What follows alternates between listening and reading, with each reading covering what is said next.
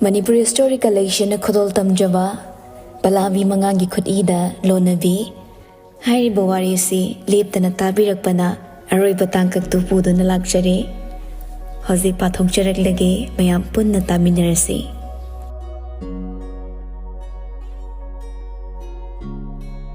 Tamthokpada nungai khirui haina lotluba wahaiduna karigumbada suhi na phazaba mari ama athiba ohelakpasu yari Phirepa chumna masu lanbagumna thamoida akiba phawri Phirepa tamnana sauba henmanbagi sor phuina holakpada madi pai hokrabani Pakhum tapna ingna pina bohonai adobo mana tapthana bohona baduna hina tamnadi ngaingamlaktaba oina thokre ira tungkhatpasu helai aduga sathina sauri haibasimasu maithongduna mayek singna taglakle Nang maga pau phongnei phangnade Phiripana Aina ngangi sahanam ta khoba tamna ai tapna haigeba nangam ta tap thoko maga pau phongnei phangnade mana call torpani aduda nangna paibani natro maram do ai haige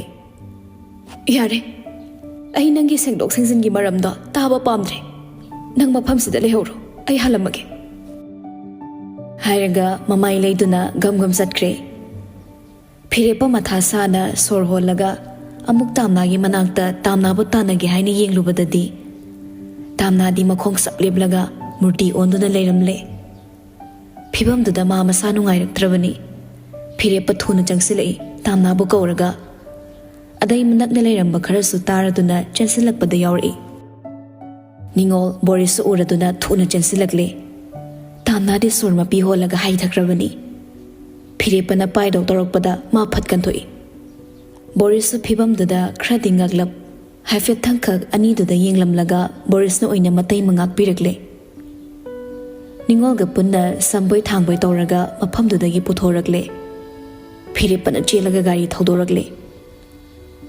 Mamangna onthokpa phibam amada chatkibaduda kokila su sen thoraklaga masu mana purakpa gari duda kakhatkre Mai khodaktuda taunaribado onthokpa ama oikrabani kokila sugari thorakle aduga mana lambida lakna yumgi halsing amadi tilodaso tamna da hospital da pukhatli haina pau pinakre somde Arun na ngasigi event tugi sinlangba oina lehore masu yaunu chathokladi mafam sida amatta mamai makok khangnararoi haina Minute kharagi matungda hospital yaurakle Hospital gi emergency casualty room da gari thozalai Hanana thoida pau pikhrabana manasu makhoiba ngaiduna leiramle Hospital gi rolling bed to the staff nupa ahumari duna hapkatlaga thuna insilakle Mayam singduna insinbado ngaiba ngamda Phirepa masu inbadu da yauri khara hena thuna bahaina Mapisu tap tare pakhatpana Aduga ma tamna da suwa ngang na buhane sengdok na buhane Lanfam ama changam daida magi maramgi tamna na warawraga changkibado mana pamlamde Tamna ay maga tamari laina di Nangibu thazo Nangibu lana uduna pakhanda khanjin kino Aina mana phone torokpada haidabadi nangna nungai kire haibagini Yam luba wa oidabagi ay haidabani Ay sinataba ron amata nangonda thamdi Tamna hawzikso ma saurapna wa ngang bahori Nangna ingonda wa amta haitana leiraga aina nungairambani khanbra Sumai tawba mari ai pamte Aduna ai sikibana hena phare Nang ai sikrai na lai khurumamo Sinatra nangna pamise Nangki suning ba thongserani aina sikrati Haiduna penjadana kapakpada Phirepa suhina kapai Chaiduna suthemai Kaigino phibam sida nangna dumai haidubo phati adumna haiba unabra sorry ni waruri ni na fataba wa haigano emergency ward tension badumadi Phirepa su lehoro haina thambiramle adubo ma asumna sula howi ai nangna thorakpa wa na ngairamge nang ngairam doine ai nangna soida ngamdana thorakpado ai wa na ngairamgani thongdu su thingzin kre Phirepa kapna makhada famtharai Boris mayambagi manak changsilaklaga makhuna ama sauraga kumtharai. Tamoyay. Filipa manaupada yengkhalaklaga. Natay masengoda sauri nana. Hayayda mayam ama hairamaga changre. Ayam leita de Boris. Ningol sa changsilaklaga chaybada yauksilai. Ako'y bimana sauri se marama mas oilayramgani Filipa. Phana marama mabu oirasu phibam sida nangna bimana warongna batawba se ai nangona khara sauningi. Kaygumba angangsina phattanungda thokradine pumnamaki horapam nang oigadabani. Boris na iteima phibam sida awaya khum tongnaba haunadi. Tamoyayda su pangangang silurano soida ngamdaba loinama oisi. Ningolna ngangjade bemana saukrisa maram leiramni. Adu natana ma suksaw sauri machin sida phirepa khaktang sonba mana phirepada sauri se achoba maramam leiramgani. Nurse ama thorai adai phirepa Boris yam thun hogolakle. Nurse tu su se ama de hidak khra iraga si hidak se kitang thuna lobiro. Boris na taf lauraga hotana chenkre hidak loba. Phirepa nurse tu da Sister, patient gise yam luba oibra. Magi se tension khra lei batu da tawrini. Adubu delivery man su oirabani na angang delivery tawbi phibam da leire. Normal delivery di tawba yaroi operation da tarani. Kaisu thoidokpa tawroidabra sister. Kay maramgino normal da tawroidoise. Hana di normal da tawse haidaine. Kaisu tawde haibasu yade. Aduga yam lui haibasu yade. Soida ngamda boisano. Yaragadi som counter da chatpiraga form mention biramo. Operation da hozak tawpa tarani.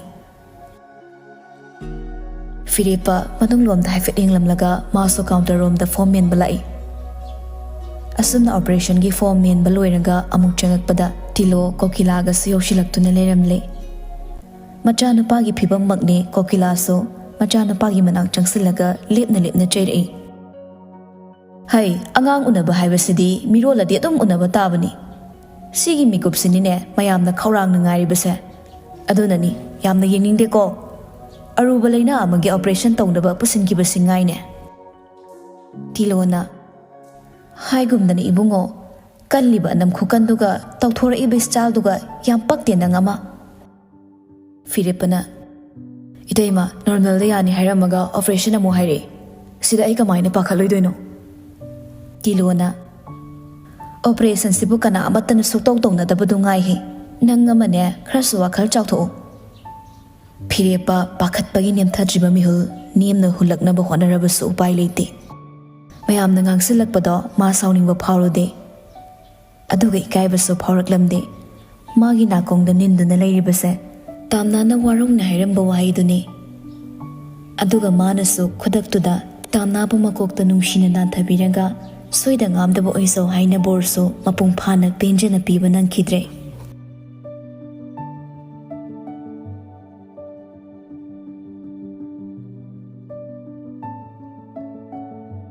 Arun office da sum pantharaga leibado training taba ngamdre. Aduna maso HR amadi senior staffs aniduda sinaramaga thorakle. Hospital lomda chatke tawbaga ningolna call tawsilei. Paikhalaga how thoidokpa ruba leibra.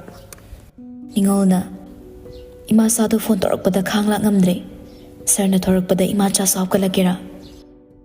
Aruna ngaiko ko ngaktang lera kitang nemtharaga lawrurage bai.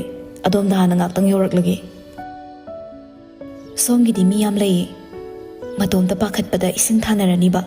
Amta pick up tawbiro. Hoi ay lawrurage. Haiduna phone thamnakre. Aruna thaba lawba amok yonglom da haithakre.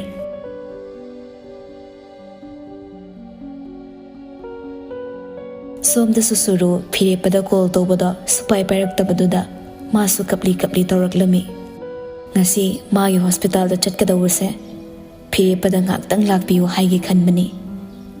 Mama su gari thoba haitabana aduga mana su gari thoba kibaga phirepada chatminase haigi khanbani. Aduba upai leitabana mama tomta hospital da lagle.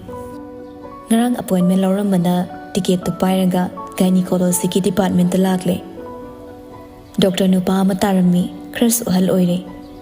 Doctor Sulambi the lady of Selectri Hibagi, Ngai Boina, Jedo attendant to the Pisilamaga, Mana Mayam Pamnari to the Chansilaga Farm Grey. Minute Manga Muleraga, Cyril Coulson Bauragle, Doctor Lakramale, Om Subadana Magini, Masogalaktuna Lagle, Doctor Kevin Changam Naida. May I come in, Doctor? Doctor Duna. Oh, Sango, Famo. Kaushilaga Famale. Famna Rabatunda, Doctor Duna Mamang Yingbada, Tiaskra Tong no Bahaki Badaso, result Puragle. Doctor Duda, test result do Pire. Result sing no Matang Sum Mamutana Kum the Ying Labatunda, Magi opposite to the family Banupi to the Onsile. Nangisi reproductive system Sida, a sober cralere. Haivadi infertility oire. Adoga warm Sisokra Soxele. Queen at Tamsin Badafavas Oigani Tazade. Cancer form Tarak Pasuyai. Aduna Gang House, Lauto Oban of Fergani, Heinekali, Ayim what the day. Aina Kanbada, Nanghada contraceptive tablets Kumba, Yam Chaki Labro. Ikaigano, Koigano, Adum Ising Sim Hayo. Pakum Chum the PDK, lying Banungagado Ribani. Suru, Tamoy Macheta na Kairabani. Doctor Giwai Singduna. Wangang Bapo, Makolni Labani. Mana Mamang the Tokiba Mayam Duna. Hauzati Magi Punsi Mang Bahibatu Oire Kalakpana. Doctor, I tablets a Mamang the Krasakre. Isa se Anganke Alere. Amata Yaudribra. Ayum Pansatri. Adobo Handakti. Anabasina Maram Oiraga. Doctor, I luhong Basukairi. Nupamayam the luhong Baidorakle. Hidak lang tak charagaso. Angangam of Hoba Yaubagi chance. Engon the Fang Mangam Laritra. Doctor Do, Nakoinana. Hosigam Zakwalina. Sarogesi process Toraga. Angang Yaubi Arena. Womama Wairaga. Family Ani Yanaraga, Tatok Tasin Tonaraga Loire. Hosiki Matam the Yadaba Mutalatre. Aduna Toidokna Sida Matasana Ningai Wedeta. Doctor, Imum Kuding Magna, Madogi Apambalate. I quake Mango Kanaba Kaknina, Lohomba Magwejibanina, Lohomba Gaire. Nupamayum that Quagiwa Amatasatare. Aina Mama Moiba Gamjati. Kashiam the Toidopa Kanjalanuda, Tawaina Maruni. Amoktanka Pokoma Pony. Yum Pandava Kayama Swingly. Yum Pandi Sayaude, Pok the Yard Havalate. Aduna Net Ungain Labio. Punsi Sound Inko. Surgery Matang Sedan Kaikali. Surgery se Doctor Karambakandayane. Yaringi Tubana Faikali. Ayum Gatana Sir Age. Aduga Doctor the Pau Hauser Age. Gasigi the Yum Daluki. Hoi, I get number to the call Dum Tobiro. Kaisukalunuda. Nangisi Aruba, Tawai Mangdo Balena Oidam Dribuse. You are the most luckiest woman Haina in Hainingi. Kaigumakanda contraceptive tablet Chava Maramna. Cervical cancer form to Hanbasu Yauribani. Aduga Nangisi de Dumag Oidamdre. Aduna Nang Laibak Yam Parabani. Adugane Yam Nangan the warm Soxile Habakanga Isiso Yampai. Pare Pare, Yum the Halo. Aduga Watanaro, Sazari the Yam Tuna Tong the Bonarasi. Funny doctor, Adu the Iso Krage.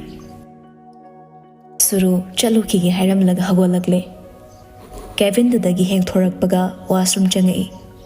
Aduga Ma Sorang Haptap the Holy. A day, Ninkoma the Gold Oxily. Ninkoma Maso Park na Pirate Lamde. Anirak a home like Toxilakanda Piri. Ninkoma da.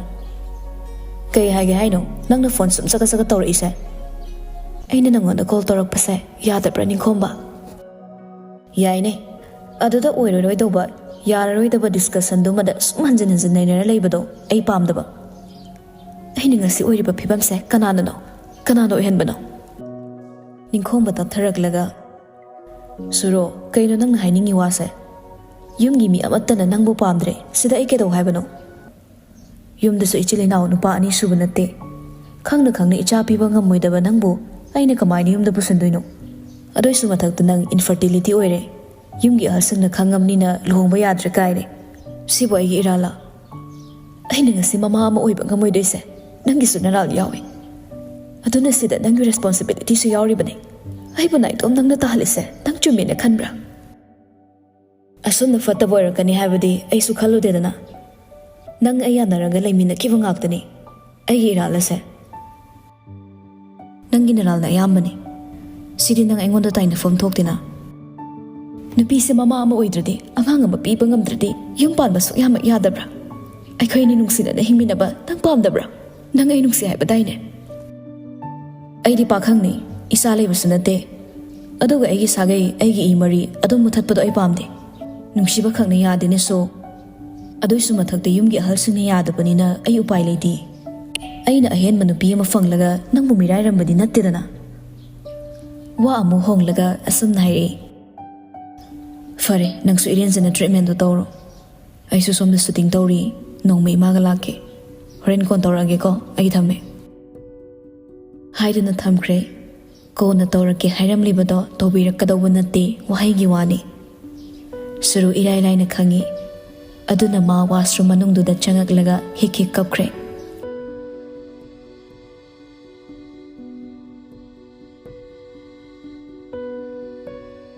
somda operation gi thalamba valve hikmut kibaga mayam singdu lingbu otpa horakle phirepa ma di thongsil du da lepaga doctor tholak pangairi doctor thorakle phirepa ngangamdana thoi kamai tore tana ke shotau dabra macha gi waga hangdi macha nungsidaba sunatte macha pamdaba oide adubu mama du gi hena wakhrabani phirepa gi ngangamdaba ikhawlangba mityingduda thoi su tabli yengli mayam singdo thoigi manakta phingna sangsinari hangkiba wahangdugi pakhum ikhawlangdu na ngainari thoi noki makol haurap lauraga congratulations mayam angang yam khingba nu pam cham phangi mayam da hosakta da sor hondong naragle phire pama su nomi tawragle phongni harawasu ikaizabagum borisna aigina pisabas mathangda nangi paliung tawrase khanglaw hek larakpaduda mayam pulapto boris ta onsilaga tingak yengnarai boris mayam singduna lana launakini haibagi sengdokna bonarai hai wakhalga sarantoran khanaroisiko sum haibani sum laknabani nungai man khidana tragedy da sum lairambado comedy on thokse tawbunida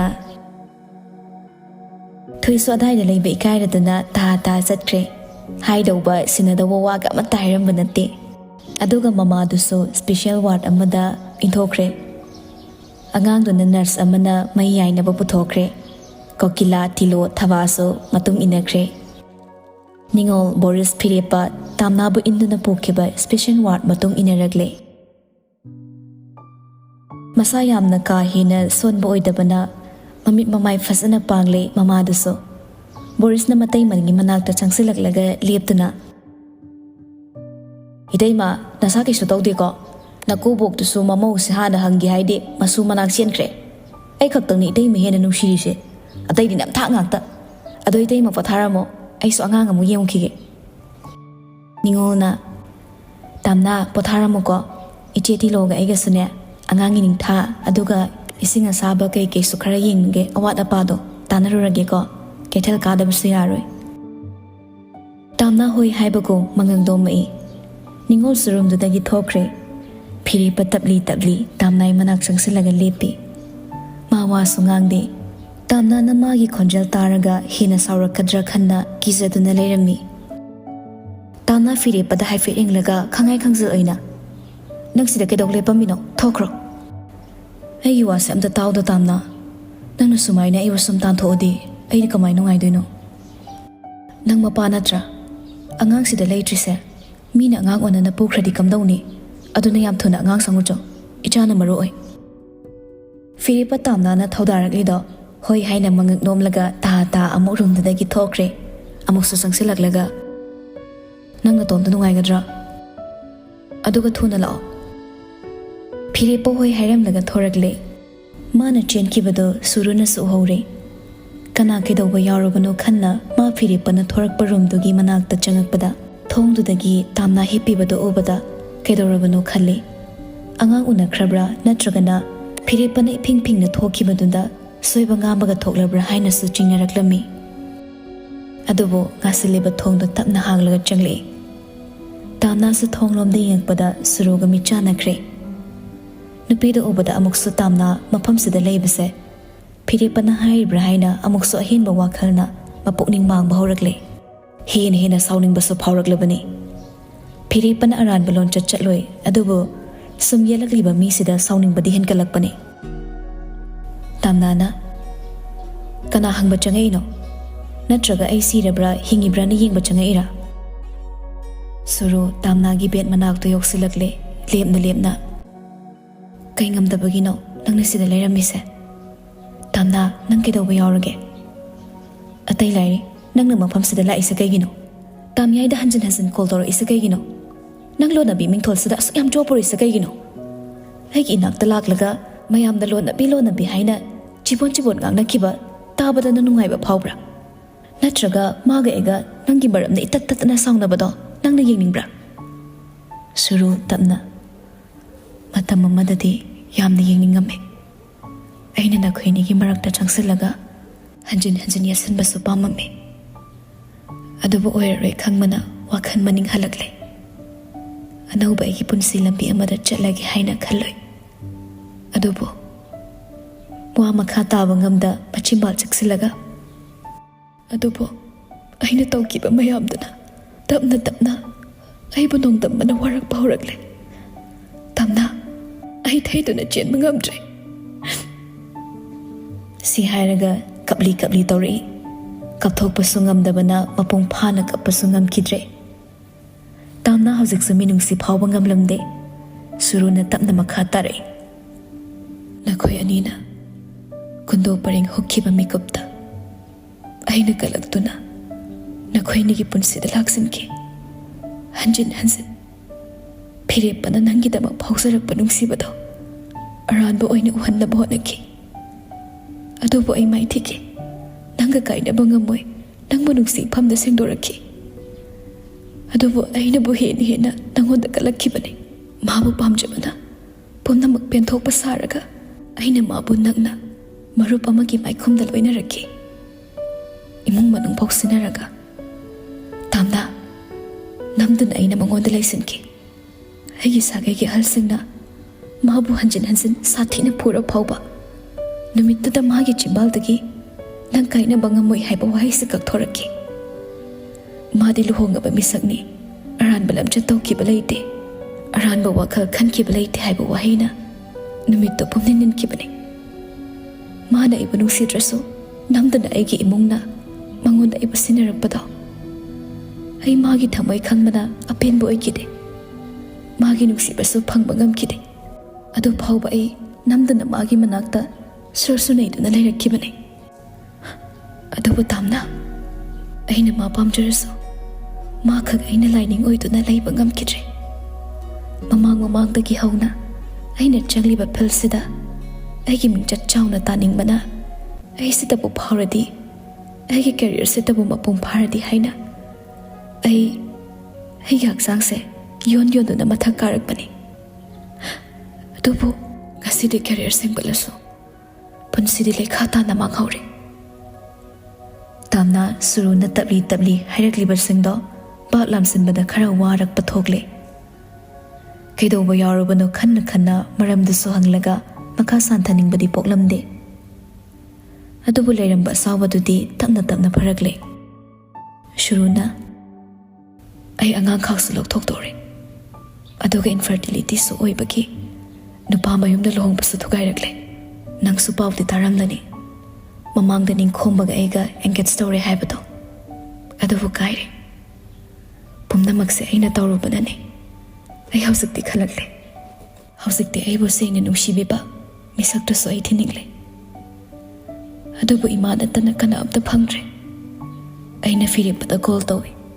ꯑꯩꯅ ꯋꯥ ꯇꯥꯅꯅꯤꯡꯉꯥꯏ ꯂꯩꯇꯕꯒꯤ ꯑꯩ ꯄꯨꯛꯅꯤꯡ ꯌꯥꯝ ꯁꯣꯟꯊꯃꯟꯈꯤꯕꯅ ꯐꯤꯔꯦꯞꯄꯗ call ꯇꯧꯕꯅꯤ. ꯅꯈꯣꯏꯅꯤꯒꯤ ꯃꯔꯤ ꯊꯗꯠꯀꯦ ꯈꯟꯈꯤꯗꯕꯗꯤ ꯀꯨꯏꯔꯦ. ꯃꯄꯤꯗꯨ ꯇꯩꯊꯣꯛꯂꯒ ꯅꯨꯡꯉꯥꯏꯅ ꯄꯥꯜꯂꯣ. ꯑꯩ ꯑꯃꯨꯛ ꯍꯟꯅ ꯅꯈꯣꯏꯅꯤꯒꯤ ꯃꯔꯛꯇ ꯌꯦꯠꯂꯣꯏ. ꯌꯦꯠꯂꯕꯁꯨ ꯑꯩ ꯃꯥꯏꯊꯤꯒꯅꯤ ꯈꯪꯉꯤ. ꯑꯩꯁꯨ ꯋꯥꯔꯦ, ꯅꯣꯏꯁꯨ ꯋꯥꯎ ꯍꯥꯏꯕꯗꯣ ꯑꯣꯏꯖꯕ ꯊꯤꯕ ꯋꯥꯈꯜ ꯑꯩ ꯈꯟꯗꯕ ꯀꯨꯏꯔꯦ. ꯆꯠꯂꯨꯈꯤꯒꯦ ꯍꯥꯏꯔꯝꯂꯒ ꯁꯨꯔꯨ ꯊꯣꯛꯈ꯭ꯔꯦ. ꯃꯥꯅ ꯊꯣꯛꯈꯤꯕꯗꯣ ꯇꯥꯝꯅꯥꯁꯨ ꯅꯨꯡꯉꯥꯏꯇꯦ ꯌꯦꯡꯍꯧꯏ. Mama ama oiba ngamlaroi haiba wahaiduna tamnana saminungsi pokhobani nungaitaba maithong second ama phana maithong da kuina leiting banang khidre angang puragle kokilana pamlaga thaba Boris Arun mi loina sure room manungduda thoisi yauri angang do mayam singduna pamna dawgi kiu lepaduda thoina kokilada changsilaga kadai kadai pabong angang do mamai tampak leitribani mamam ta pamansi haiduna angang do mana kokilada gi laure phiripana amo tamna gi manak changsilaga hipliba tamna do hagot halli masu machi da phamlaga mana ngaklo oi mangon nga thrap le halli tamna bo thoina angang do mama da sinaragle tamna ne hek pambaga angang do kitang kap ke torok lamlaga tumina leiki phiripa suma na pamliba angang do da nokmi pamoni yingse thaba changsilak masudo yingna is phiripa sidi nang yum da hanjalak tabaka nyawraso nachana pagi photo kapaga angang sigi mapa halaktre haibada irai laina phangani bo hek harak padu da mayam da wawa long da doi phiripa ka tamna ga sumon tawse kokilana pisum sidi ai male ai ma do maset ama yawradi yare Boris na nato na ai amuk sa haung na do imayam do Boris na angang maming di mapuda kusina zare aduga pabo ima nushirine kaina ima dai maming machilam lauthoga amuton kaina tholakana ko thaini ge hal noina thon maming se choknam yam sa deba kokilana isu gi mingse kothide ihallaga panji ga tanaraga maga sanaba maming ama thon dawri banine irai laina ga yang na tholoi hayeng ne aphaw misak amo hen dawri bani Boris na thoigi manak amu changsilaga narungwai da chirol tori angang yam pokninge thuno hongase akoi paungse masu uri kai har awbo helak to male thoiso tanja dogi phagi da nokle som de so ningol ge eron ga da naknane lepani eron ne ningol da makut khuningna kitang thinglaga mamon toksili ningol so momon tawna irang na meeting na hanki mayam pumna maktogi makalam basaktam do Shuru lona thongslagi yinglamlaga masu tapna thoragle hospital dogi main door da ngahak lepaga tarang amada wakhal lekai koi asumna wakhal da hairi Lonabi nangdi kana amatana ningsing bide kana amatana nangi pirang ude kana amatana nang manusi bangamde karigi pamluri Lonabi oiba karigi yeluring higi makata mathang mapok tumadade aigi so asingba aiba nungsibiba misak ama phangduna nungsiba icha ithanungda chena konsinba phangsake matang asiga loinana Lonabi hairiba warisi tangkaksida loishinjare warisibu tabiriba listener khodingmaki mafamdagi adongi khubigi mamal duwaisage warisi taba matamda isa da phawbiba wakhalon singdo kamenda ibiduna phongdokpiramo mathangda amok sidagi hena nungaiba wari ama puduna saksoisodena laksage ikuidana mayam punna ngaibiramo